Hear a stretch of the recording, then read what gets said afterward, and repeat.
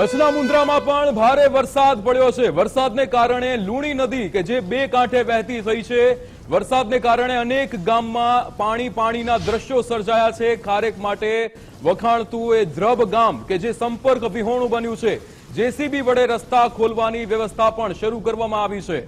જે રીતે વરસાદને કારણે કચ્છના મુન્દ્રામાં પણ લુણી નદી બે કાંઠે વહેતી થઈ છે। વરસાદને કારણે અનેક ગામ પાણી થયા છે। આપણી સાથે કૌશિક છાયા સંવાદદાતા જોડાઈ ગયા છે। કૌશિક, જે રીતે કચ્છના મુન્દ્રામાં પણ લુણી નદી બે કાંઠે વહેતી થઈ, શું વિગતો?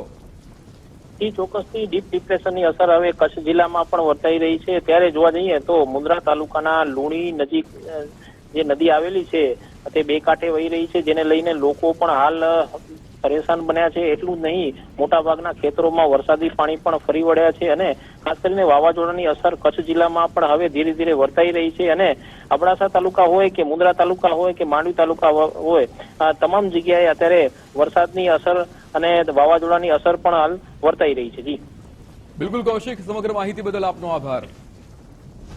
તો જે રીતે કચ્છમાં જેસીબી વડે રસ્તા ખોલવાની વ્યવસ્થા કરવામાં આવી રહી છે, વરસાદને કારણે અનેક ગામ અત્યારે પાણી થઈ ગયા છે।